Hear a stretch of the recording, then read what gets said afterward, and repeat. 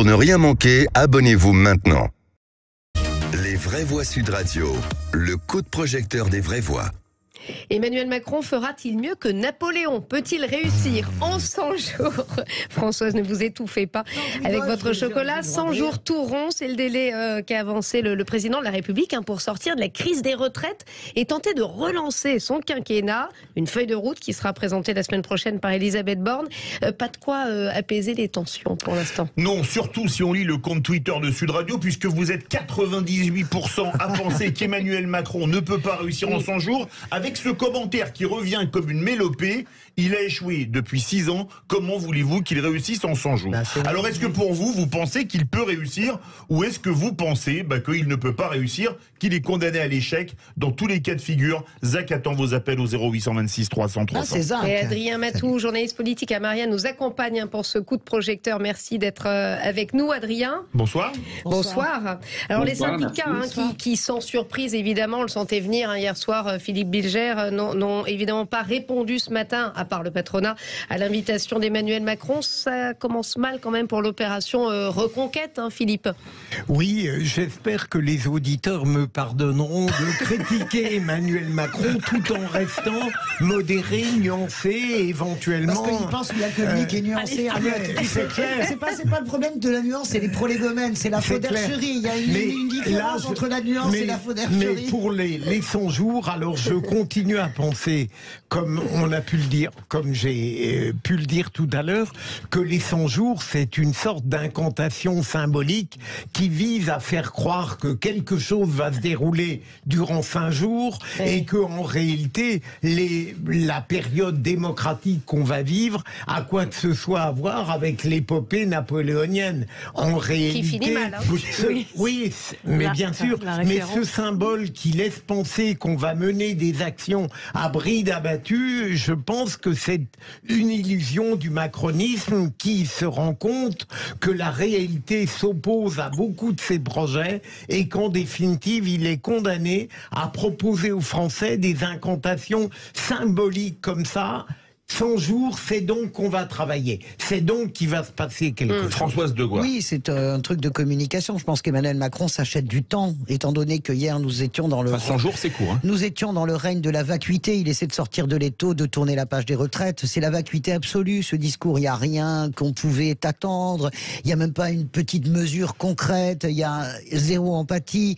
Il est dans un corner. Après, on peut m'expliquer qu'il sait parfaitement où il va. Non, bien sûr qu'il ne sait pas où il va. Je le redis. À ce stade-là, Emmanuel Macron ne peut plus gouverner. Moi, je veux bien qu'il donne 100 jours, 200 jours, si ça finit avec Waterloo et Sainte-Hélène, ça me va très bien. C'est pas le problème.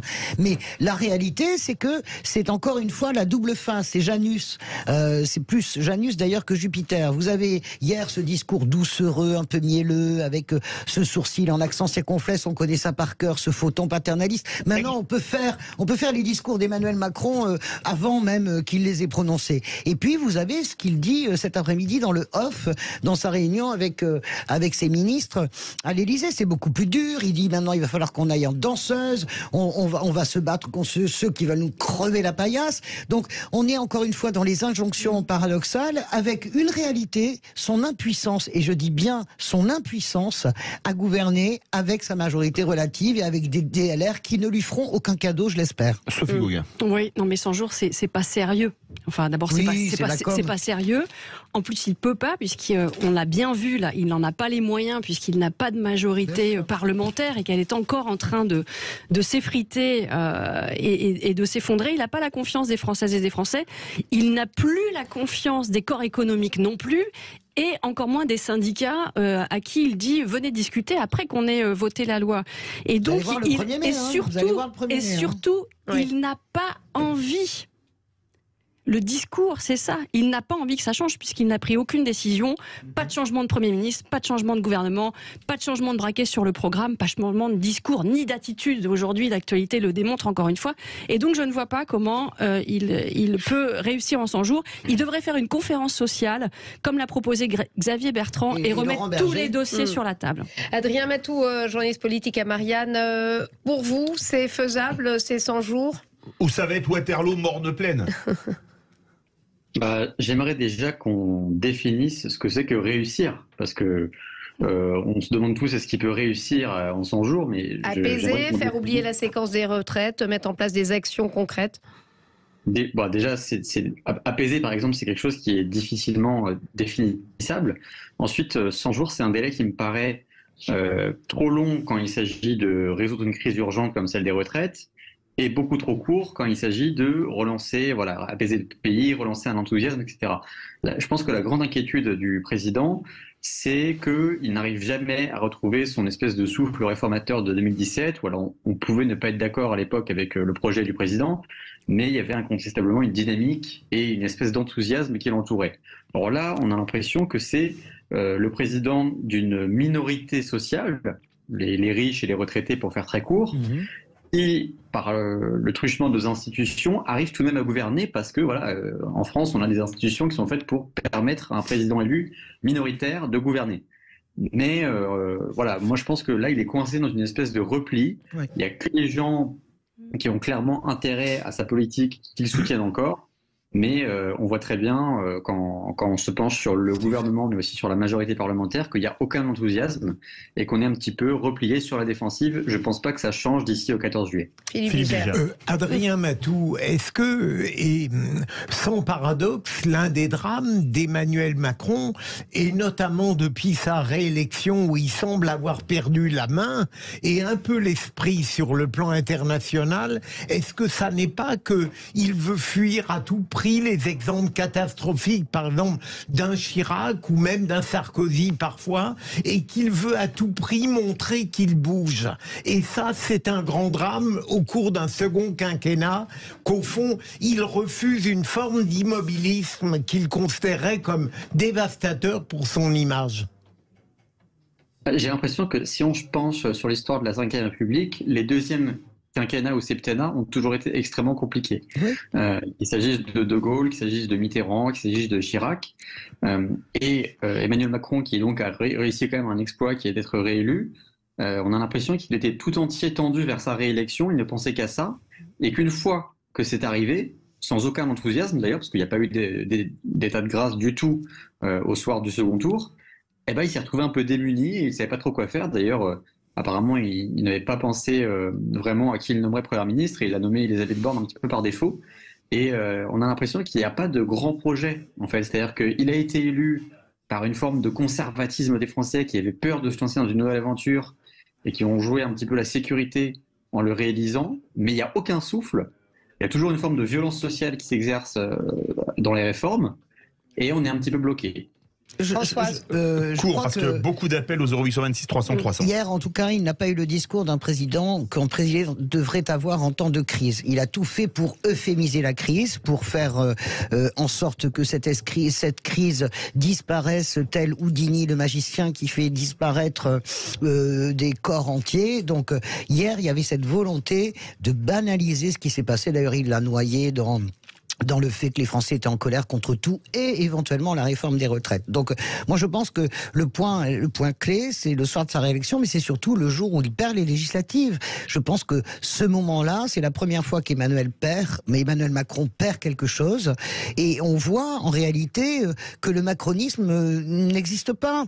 Le macronisme, c'est une doctrine qui va bien quand Emmanuel Macron va bien. Là, je pense qu'il est dans des dispositions d'esprit tout à fait en forme de point d'interrogation. Tout est là pour nous montrer qu'il a une grande confiance en lui, un cap. Il n'a strictement aucun cap, et je le redis, cet homme-là ne peut plus gouverner. C'est simple, il est soutenu par 28% des Français, c'est-à-dire une minorité de Français. L'opinion publique continue de ne pas vouloir sa réforme. Il a une minorité à l'Assemblée et il n'est pas majoritaire au Sénat. Qu'est-ce que vous voulez que je vous dise ? Gouverner contre le peuple, et pourtant, Sophie Gauguin. Il continuera à gouverner. Mais non, attention, il continuera. Sophie Gauguin, s'il vous plaît. En fait, sa communication est calquée sur le temps court tout le temps pour ne pas se projeter vers. Il y a encore 4 ans de mandat, et donc on voit bien qu'il enferme tout le monde dans un délai qu'il impose, alors qu'en fait on lui demande justement d'avoir une vision. Enfin, on voit bien évidemment qu'il y a des sujets très très importants. On l'a évoqué, le régalien, l'éducation. Enfin, c'était le moment de poser ces sujets-là. Et donc, quand même. Ouais, mais le remplacement des profs, mais ça paraît utopique. Mais oui, c'est pas qu'il peut plus gouverner. C'est pas la réforme. Et il voit bien. Donc il impose son temps. Il impose son temps pour essayer d'en gagner, parce qu'il sait très bien qu'il y a pas de capacité à pouvoir gouverner. Le sujet fait beaucoup réagir au 0826 300 300. On va aller voir Geoffrey, notre auditeur de Valenciennes, qui n'a pas l'air d'y croire beaucoup, n'est-ce pas, Geoffrey? C'est qu'en fait, ça s'appelle les vraies voix. Donc j'ai vraiment écouté, mais maintenant j'aimerais vraiment parler. Eh ben, on vous donne la parole, ça tombe bien. Allez-y. Je sais pas trop ce qu'en fait on attend pendant ces 100 jours, étant donné que de toute façon, même s'il veut essayer de faire passer la pilule en faisant croire qu'il va apaiser tout ça, les gens au quotidien, même s'ils pensent lui tourner la page, nous on va le vivre tous les jours, ce repousse de l'âge de la retraite.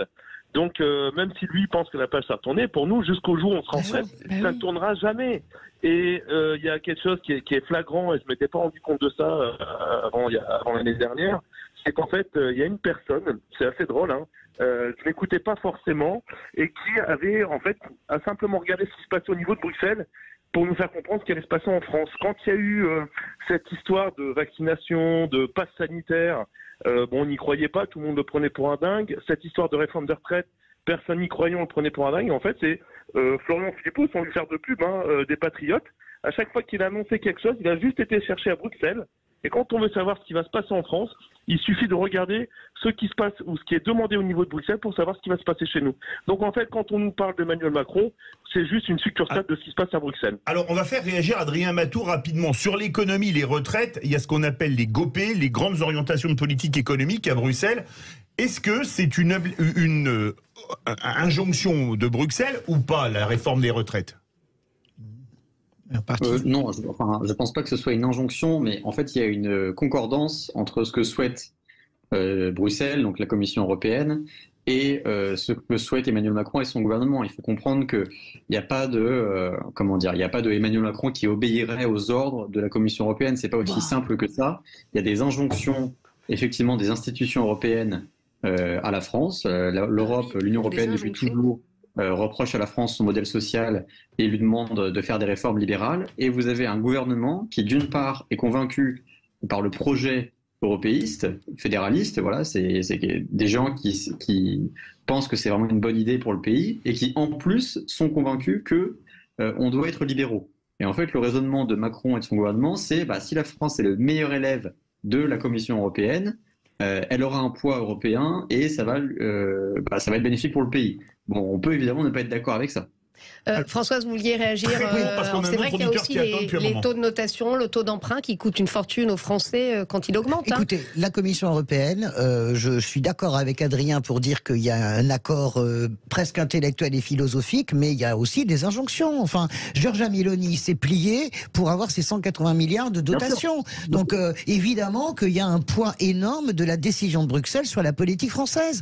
Moi, je suis sidéré que c'est pas grave d'ailleurs de le dire. C'est absolument pas grave de le dire. C'est pas pour ça qu'on est anti-européen. Il faut juste assumer le fait qu'à un moment donné, quand vous dirigez un pays, il y a 20% de décisions maintenant qui sont vos décisions propres. Tout le reste, en fait, vous échappe.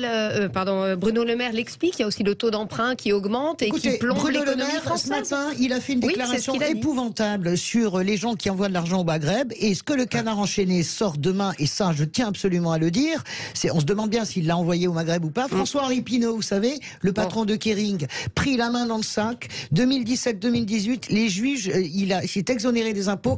Les juges lui réclament 11,5 millions d'euros. Pourquoi je dis ça? Non, c'est pas un tout autre sujet. Vous avez Macron qui envoie ses principaux ministres ce matin pour dire on va faire de la chasse sur l'immigration, sur la fraude sociale, et ce soir vous avez le Canard enchaîné.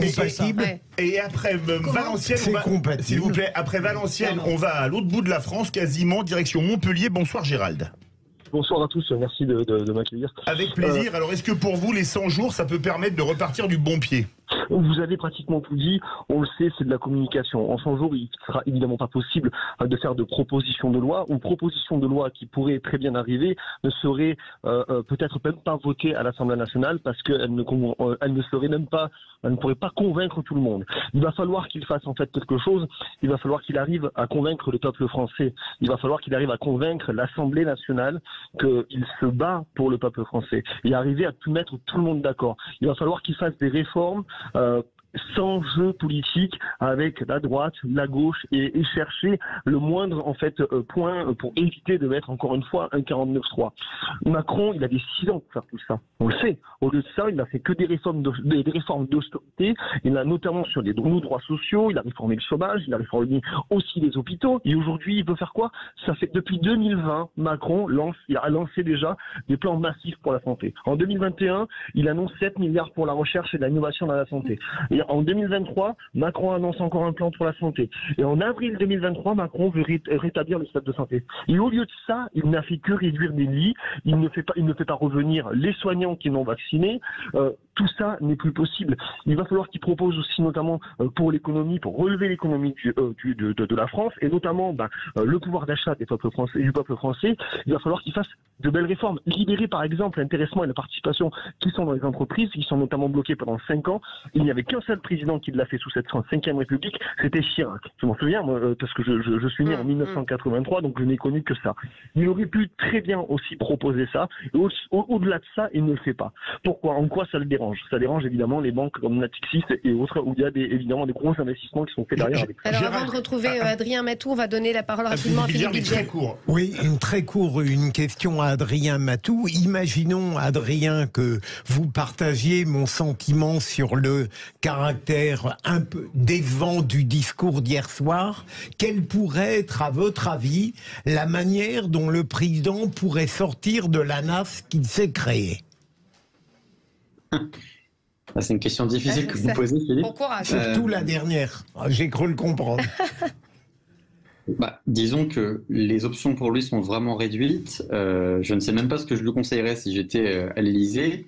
En tout cas, je peux dire ce que pensent les gens autour de lui. En fait, il y a plusieurs écoles de macronistes. Il y en a qui sont pour des options un petit peu plus radicales, du type dissolution de l'Assemblée pour résoudre un petit peu la crise politique et aller devant les urnes.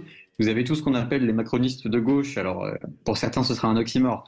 C'est des gens qui n'ont jamais eu gain de cause quasiment depuis 2017 et qui disent qu'il faut ouvrir maintenant une phase de redistribution positive, qui insiste un petit peu sur des marqueurs sociodémocrates que le président a un petit peu négligé depuis sa première élection. Et vous avez une autre frange, qui est peut-être celle qui a le dessus en ce moment, qui va dire nos alliés, ils sont plutôt à droite, ils sont plutôt du côté de l'OLR, et on va plutôt parler d'immigration, de sécurité, et c'est sur ces sujets-là qu'on met l'accent. Bon, je pense que les interventions médiatiques de Gérald Darmanin et Bruno Le Maire ce matin montrent que, a priori, c'est peut-être vers cette voie-là qu'on s'engage. Mais moi, je pense... Non, on n'a plus le temps, François, on a dépassé 30 secondes déjà. Merci beaucoup. Adrien Matou, journaliste politique à Marianne, verdict sur Twitter. Macron peut-il réussir en 100 jours? Vous êtes 98% à dire non. Et restez avec nous dans quelques instants. On reviendra avec les auditeurs justement qui réagissent nombreux. Rendez-vous dans quelques secondes.